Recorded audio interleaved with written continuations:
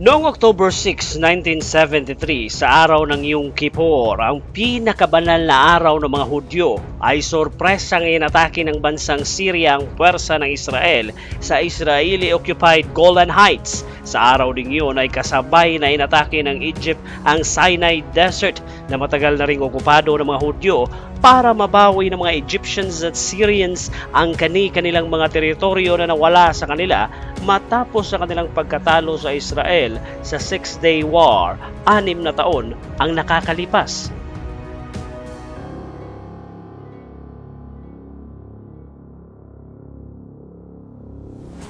Ito ang kwento ng Battle of Golan Heights, digmaan sa pagitan ng Israel at Syria, agawan ng teritoryo, labanan ng mga Hudyo at Arabo na nagresulta sa pagkatalo ng Syria at tuluyang pag-angkin ng Israel sa Golan Heights mula sa Syria.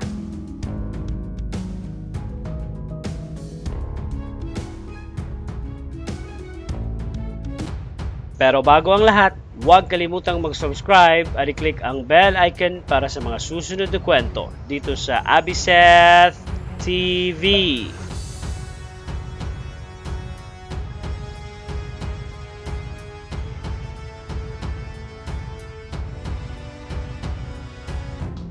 Bago sumiklab ang digmaan noong 1967 o ang Six-Day War sa pagitan ng mga Arabo at mga Hudyo, ang Golan Heights, isang teritoryo na nasa bahaging norte ng Israel, ay parte ng bansang Syria. Bumagsak lang ito sa kontrol ng mga Hudyo matapos talunin ng Israel ang mga Arabo sa digmaan noong 1967. Kaya ganoon na lang ang galit ng mga Syrians sa mga Hudyo at gustong-gusto ng Syria na mabawi nilang muli ang kanilang nawalang teritoryo mula sa kanilang mortal na kaaway.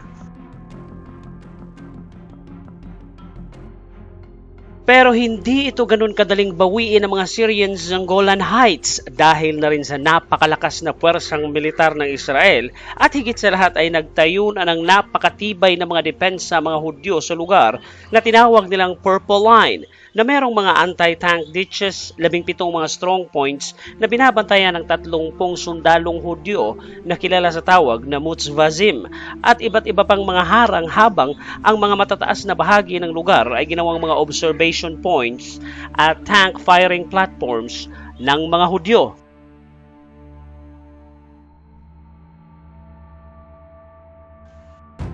Kahit ganun pa man, sa kabilang side ng Golan Heights, sa side ng Syria, ay nakadestino ang mahigit sa 40,000 na Syrian soldiers na merong 1,400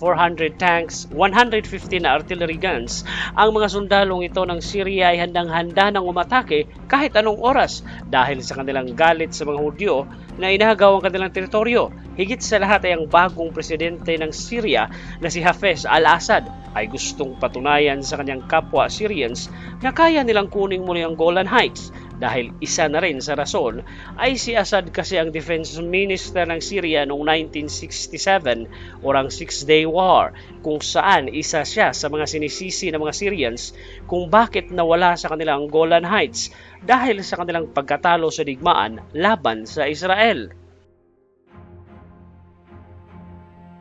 Suportado rin si Assad ng kanyang kaalyadong bansa ang Egypt sa pamumuno ni Anwar Sadat kung saan sinusuplayan ni Sadat si Assad ng mga anti-aircraft guns na ibinigay naman ng Soviet Union sa Egypt para sa proteksyon ng Syria sa Israeli Air Force sa Golan Heights. At sa mga panahong yon ay alam ni Sadat ng Egypt at Assad ng Syria na kumpiyansa lang ang Israel sa kanila dahil sa paniniwala ng Israel na wala nang tatalo sa kanila sa lugar dahil na rin sa kanilang napakalupit na pagkapanalo sa Six-Day War laban sa Syria at Egypt na siyang ititake advantage ni Sadat at Assad.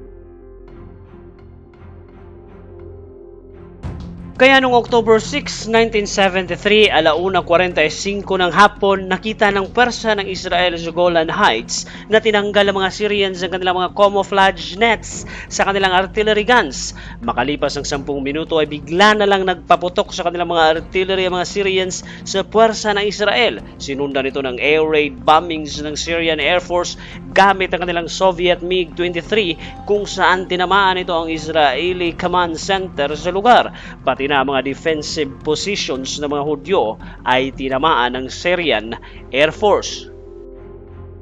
Sa parehong oras ay tinawid na rin ng puwersa ng Egypt ang Suez Canal sa bahaging south ng Israel para atakihin naman ang puwersa ng mga Hudyo sa Sinai Desert. Sabay na inatake ng Egypt at Syria ang Israel sa araw na yon para mahati ang puwersa ng mga Hudyo sa bahaging south at norte ng bansa para tuluyan ng mapaluhod ng mga Arabo ang mga Israeli at maibalik sa Egypt ang Sinai Desert at Golan Heights sa Syria. Alas 2 ng hapon ay pinatunog na ng Israel ang kanilang alarma sa iba't ibang syudad ng kanilang bansa, partikular sa syudad ng Tel Aviv, para i-anunsyo sa publiko na inaatake sila ng mga Arabo at kailangang mag-mobilize ang lahat ng kanilang citizens para sa digmaan.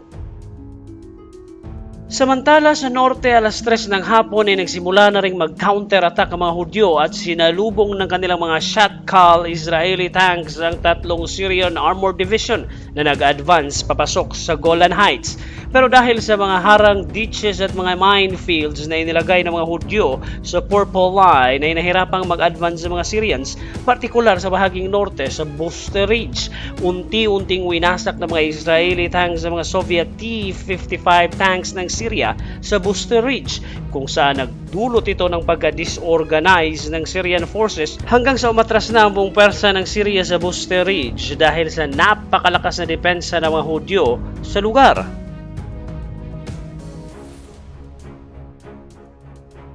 Alas 7 ng gabi nagsimulang mag-advance muli ang mga tangke ng Syria dahil sa kanilang paniniwala ay mas madali nilang matatalo sa bakbakan sa dilim ang mga Hudyo dahil merong infrared lights at scopes ang kanilang mga Soviet T-55 tanks at walang ganong teknolohiya mga Israeli sa mga panahong yon. Kaya isa-isang pinagwawawasak ng mga Syrian ng mga Israeli Shatkal tanks at tuloy-tuloy na nag-advance ng kanilang puwersa sa lugar. Kahit ganun pa man ay patuloy pa rin sa pagkikipaglaban sa dilim ang mga Hudyo kung saan napakarami ng kanilang casualties sa bakbakan. Pagsikat ng araw, October 7 ay 75 Shatkal Israeli tanks ang nawasak ng puwersa ng Syria at daan-daang sundalong Hudyo ang namatay. Pero mas mabigat ang casualty sa side ng Syria. Mahigit sa 1,000 ang namatay sa kanilang mga sundalo at mahigit sa 100 T-55 tanks ang winasak ng mga Hudyo sa bakbakan. At tagumpay pang napigilan ng Israeli forces ang puwersa ng Syria sa bahaging norte ng Golan Heights. Samantala sa bahaging south ng Golan Heights ay tagumpay naman ang puwersa ng Syria kung saan tuloy-tuloy ang kanilang pag-advance at winasak pa nito ang buong tank batalyon ng mga Hudyo sa lugar. Ang kanilang target ay makontrol ang 2 tulay sa Jordan River para hindi na makapag-counter-attack ang reserve force ng Israel na nasa Galilee. Pero ang hindi alam ng mga Syrians ay nakatawid na sa Jordan River ang reserve force ng Israel at nang magkaharap ang magkabilang puwersa sa Golan Plateau ay isang madugong tank battle kaagad ang naganap. Pero sobrang dami ng mga tangke ng Syria at higit sa lahat ay nagsimula na rin mag-advance sa mga T-62 Soviet tanks ng Syrian Armored Division, ang upgraded version ng kanilang T-55 Syrian tanks na mas mabilis at mas accurate at mas malakas ang firepower. Kaya napilitang umatras ang puwersa ng Israel sa lugar pabalik sa Jordan River. At nang dumilim, nagdesisyon ng mga Syrians na magpapahinga muna sila bago didiretso sa 2 tulay na nasa Jordan River dahil wala namang kalaban-laban ang mga Hudyo sa dami ng kanilang mga tangke. Kinaumagahan ay dumating na rin ang isa pang Armored Reserve Force ng Israel sa isa sa 2 tulay sa Jordan River, ang Binot Yaakov Bridge, kung saan sinalubong nito ang mga tangke ng Syrian forces pero pababa ang terrain sa lugar kung saan hindi kayang ibaba ng todo ang tank guns or turrets ng T-62 ng mga Syrians, habang kayang-kaya namang iangat ng todo ng mga Hudyo ang kanilang tank guns sa kanilang Shatkal tanks, kaya tagumpay na napahinto ng Israeli forces ang pag-advance ng mga Syrians sa lugar. Samantala, sa bahaging south ay tuloy-tuloy naman ang pag-advance ng 40 tangke ng Syria, ang 132nd Mechanized Syrian Brigade, nang walang kahirap-hirap at dumiretso sa bayan ng El Al. Ang kanilang misyon ay okupahin ang western edge ng Golan Heights na siyang magbibigay sa kanila ng kontrol sa Sea of Galilee. Kaya kinakailangan protektahan ito ng mga Hudyo dahil kung babagsak sa Syria ang lugar ay tuluyan ng makakapasok ang mga Syrians sa heartland ng Israel.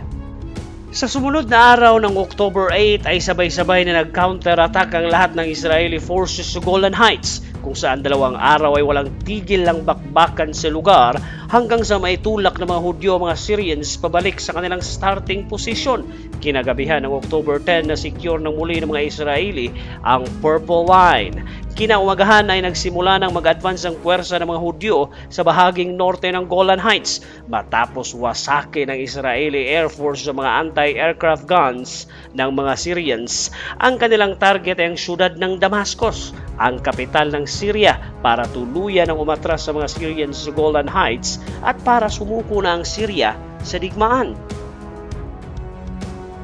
Alas 10 ng umaga ng October 11, sinubukang pigilan ng mga Syrians ang papa-advance ng mga Hudyo sa foothills ng Mount Hermon, malapit sa bayan ng Hader, kaya isang madugong bakbakan kaagad ang naganap. Alas 3 ng hapon ay kontrolado na ng mga Hudyo ang Hader Crossroads, kaya patuloy ang kanilang pag-advance hanggang sa sumunod na araw ng October 12, hanggang sa marating ng mga Hudyo ang kay Terra Damascus Road, kung saan ibinato na ng Syria ang lahat ng kanilang puwersa at desperado ng depensahan ng lugar para hindi makapag-advance sa Damascus ang puwersa ng Israel, at dahil sa kanang coordinated counter-attack, napigilan ng mga Syrians ang mga Hudyo sa kanilang pag-advance.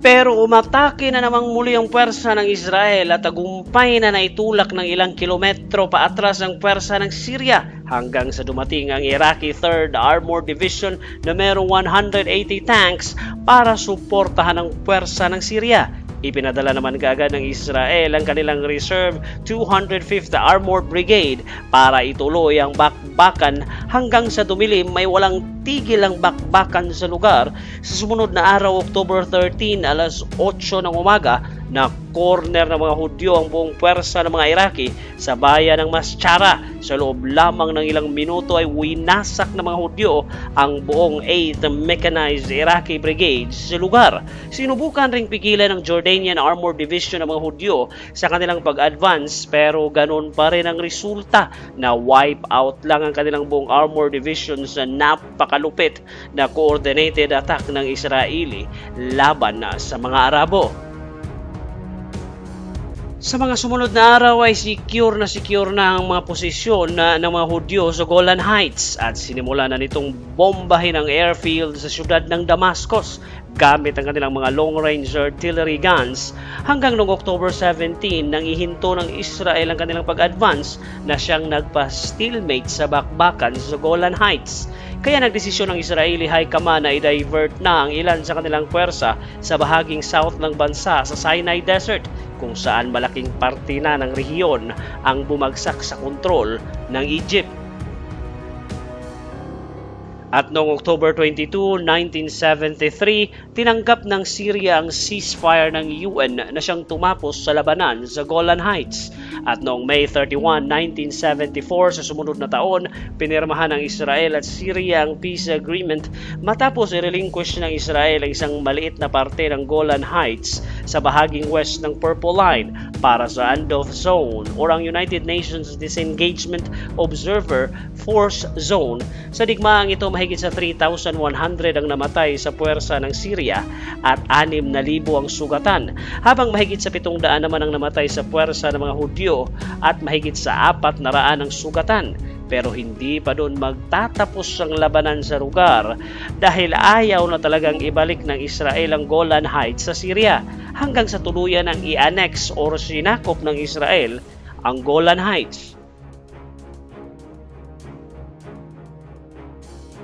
Hanggang dito na lang muna at huwag kalimutang mag-subscribe dito sa Abisat TV para sa mga susunod na kwento. Maraming salamat sa panunood.